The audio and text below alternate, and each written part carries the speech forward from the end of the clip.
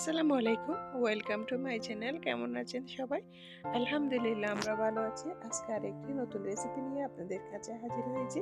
আমার আজকের রেসিপি হচ্ছে শামীম কাবাব রেসিপি। এই রেসিপিটা অনেক সহজ, তাই কীভাবে বানাতে হয় কাবাব সেই রেসিপিটা আমি আপনাদের সাথে শেয়ার করব। আশা করি আমার পুরো ভিডিও আপনাদের অনেক ভালো লাগবে। যদি ভালো লাগে তাহলে লাইক, কমেন্ট, শেয়ার করতে ভুলবেন না। কাবাব বানানোর জন্য তো মাংস লাগবে, তো আমি এখন ফ্রিজ থেকে মাংস বের করে নিয়েছি। এখন মাংসটা আমি নর্মাল পানি দিয়ে ভিজতে দেবো। এখানে আমি কয়েক টুকরা মাংস নেব, বেশি মাংস নেব না। কয়েক পিস মাংস দিয়ে অল্প উপকরণে কিভাবে কাবাব বানাতে হয় সেই রেসিপিটা আপনাদের সাথে আমি শেয়ার করব। এখানে মাংসটা নরম হয়ে গেছে, তো সবগুলো নরম হয়নি, কয়েক পিস নরম হয়েছে। আমি সেগুলো একটু টেনে টেনে নিয়ে নিচ্ছি, কেননা আমি সব মাংস রান্না করব না, সেই জন্য অল্প কিছু নিয়ে নিচ্ছি। এখন আমি মাংসগুলো নিয়ে নিছি, আপনাদেরকে এগুলো দেখাচ্ছি। এখানে হাড় ব্যবহার করা যাবে না, শুধু মাংসগুলোকে আমি ভালো করে ক্লিন করে নিব হলুদ দিয়ে ধুয়ে। তারপর একটা গ্রাইন্ডারে আমি ভালো করে গ্রাইন্ড করে নিব, মিহি করে নিব। আপনারা চাইলে এটা রেডিমেড শপিং মল থেকেও নিয়ে আসতে পারবেন। এখন আমি এটা বাসায় বানিয়ে দেখাচ্ছি আপনাদের সুবিধার্থে। এখন আমি মাংসটা ক্লিন করে নিয়েছি এক পাশে, এবং এর সাথে আমি নিয়েছি একটা ডিম, তারপর নিয়েছি কাঁচামরিচ, তারপর নিয়েছি পেঁয়াজ, তারপর নিয়েছি পুদিনা পাতা, এরপর নিয়েছি আমি রসুন,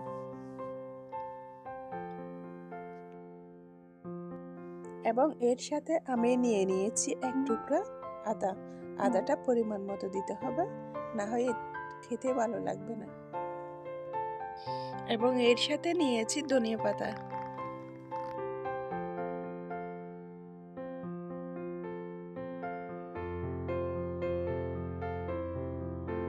এখন আমি রসুন, পেঁয়াজ, ধনিয়া পাতা, মাংস সবগুলা প্রসেসিং করে নিব গ্রাইন্ড করার জন্য,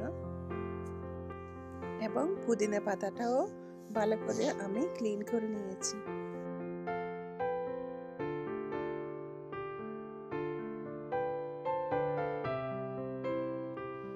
এখন আমি একটা গ্রাইন্ডারের জার ক্লিন করে নিয়েছি। এখন এর মধ্যে একে একে সব উপকরণগুলো আমি দিয়ে দিব। প্রথমে এর মধ্যে দিয়ে দিচ্ছি আমি মাংসের টুকরাগুলো। মাংসগুলো একটু ছোট করে কাটলে ভালো হয়, এটা মিহি করতে সুবিধা হয়। না হয় দোকানে সুপার মার্কেটে মিহি করা পাওয়া যায়, এটা ব্যবহার করলে সুবিধা হয়। তো এখন মাংসের সাথে আমি পুদিনা পাতাটাও ধুয়ে দিয়ে দিচ্ছি, এবং এর সাথে দিয়ে দিচ্ছি আমি রসুন। আস্ত রসুনগুলো আমি গ্রাইন্ড করে নিব। এখন এর সাথে দিয়ে দিচ্ছি আদা, এবং একটা পেঁয়াজ এরকম করে ফালি করে করে কেটে আমি দিয়ে দিব। আর একটা পেঁয়াজ কুচি করে লাস্ট পর্যায়ে ব্যবহার করার জন্য রেখে দিব।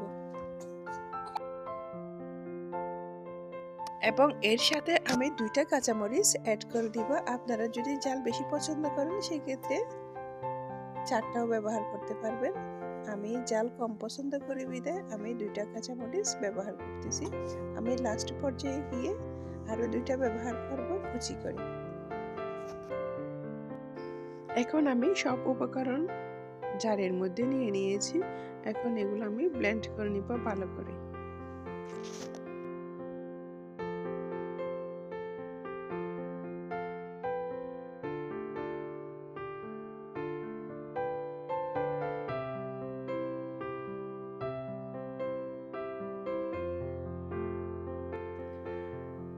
আমি মাংসের টুকরা আর সব উপকরণ দিয়ে ভালো করে ব্লেন্ড করে নিয়েছি, আপনারা দেখতেছেন। এখন এগুলো আমি একটা বাটিতে নিয়ে নিয়েছি। আর এদিকে আমি ধনিয়া পাতা কুচি করে নিয়েছি, একটা পেঁয়াজ আস্ত করে কুচি কুচি করে কেটে নিয়েছি, আর কাঁচামরিচ কুচি করে নিয়েছি। এখন আমি মিহি করা মাংসের মধ্যে মরিচ কুচি আর ধনিয়া পাতা কুচি আর পেঁয়াজ কুচিগুলো অ্যাড করে দিচ্ছি, এবং এর সাথে আমি অ্যাড করে দিব যাবতীয় শুকনো উপকরণ। ধরনের মশলা সব।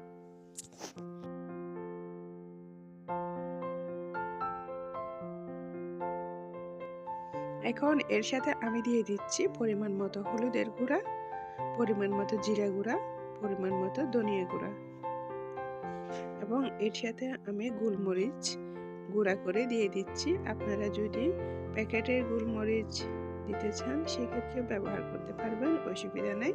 যার যার টেস্ট অনুযায়ী মশলা ব্যবহার করতে পারবেন। আর এখানে একটু কাবাবের মশলাও অ্যাড করতে হবে। আর এখানে আমি ভাজা জিরা গুঁড়াও ব্যবহার করেছি। এখানে আমি ঘরে বানানো কাবাবের মশলা অ্যাড করেছি, সব মশলা দিয়ে বানিয়েছি সেটা। আর এখানে আমি 2 পিস পাউরুটি ভালো করে ভিজিয়ে নিচ্ছি।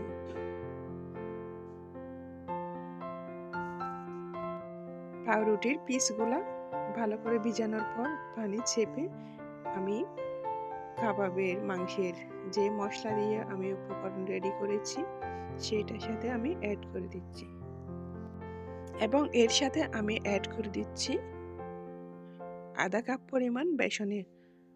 আপনারা চাইলে এটা ব্লেন্ড করার সময়ও বেসনটা অ্যাড করতে পারেন। আমি ব্লেন্ড করার সময় অ্যাড করে নেই, আমি পরে অ্যাড করতেছি। এবং এর সাথে আমি দিয়ে দিব পরিমাণ মতো লবণ। এখানে আমি লবণটা আগে দিই নাই, এখন পরিমাণ বুঝে আমি লবণ দিব। এখানে যার যার টেস্ট অনুযায়ী পরিমাণ অনুযায়ী লবণটা ব্যবহার করবেন। এরপর আমি হাত দিয়ে ভালো করে এটা মিহি করে মেখে নিব।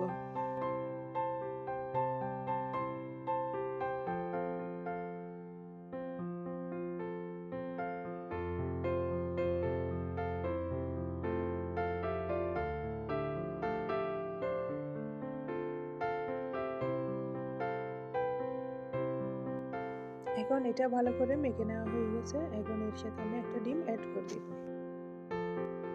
ডিমটা অ্যাড করে দিয়ে আমি আরেকদিকে একটা ফ্রাই প্যান বসাই দিব চুলায় এই কাবাবগুলো ভাজার জন্য। এখন প্যানটা যখন গরম হয়ে আসছে এর মধ্যে আমি পরিমাণ মতো তেল দিয়ে দিচ্ছি কাবাবগুলো ভাজার জন্য। কাবাবগুলো সবসময় ডুবো তেলে ভাজতে চেষ্টা করবেন। তো আজকে আমি ডুবো তেলে ভাজতেছি না, কারণ এখানে বাসায় খাবে, তো আমরা একটু তেল কম পছন্দ করি, সেই জন্য আমাদের পছন্দ অনুযায়ী আমরা কম তেলে আজকে ভাজবো, তো সেটা আপনাদেরকে দেখাবো। এখন আমি এভাবে ছোটো ছোটো গোল্লা পাকিয়ে আমি তেলের মধ্যে একটা একটা করে ছেড়ে দিব। তো আপনারা সব সময় এটা একটু ছোটো করে বানানোর চেষ্টা করবেন। এটা যদি হার্ড হয় তাহলে সেটা ভিতর থেকে কুক হবে না, এটা হার্ড করা যাবে না, এরকমই থাকতে হবে। কাবাবের শেপগুলো একটু ছোটো করে দিলে এটা ভিতর থেকে মুচমুচা হয়, এটা খেতেও অনেক ভালো লাগবে। কেননা আমি এখানে কাঁচা মাংস ব্যবহার করেছি, সেই জন্য একটু ছোটো করে দিলে এটা ভিতর বাহিরে পুরোটাই কুক হবে ভালো করে, খেতেও ভালো লাগবে।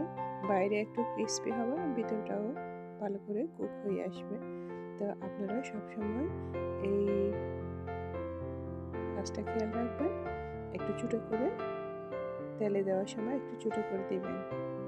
এখন আমি এইভাবে সব কাবাবগুলো তেলের মধ্যে ছেড়ে দিচ্ছি।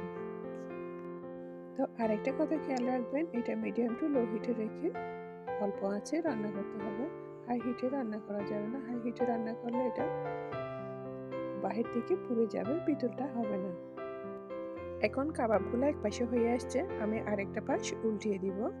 তো আপনারা দেখতেছেন তো, এটা আমি মিডিয়াম টু লো হিটে রেখে আস্তে আস্তে জাল করে কুক করতেছি। এক পাশটা কতটা ইয়ামি হয়েছে, একটুও পুরো নেই, জাস্ট দেখতে কতটা সুন্দর লাগতেছে। আমি আরেকটা পাশ উল্টে দিয়ে ভালো করে আমি আরও একটু কুক করব, তারপর ফাইনাল লুক নিয়ে আপনাদের কাছে আমি ফিরে আসব। তা আমার আজকের রেসিপিগুলা আপনাদের কেমন লাগতেছে সেটা অবশ্যই কমেন্ট করে জানাবেন। যদি ভালো লাগে অবশ্যই একটা লাইক দিবেন, কমেন্ট করবেন, শেয়ার করবেন।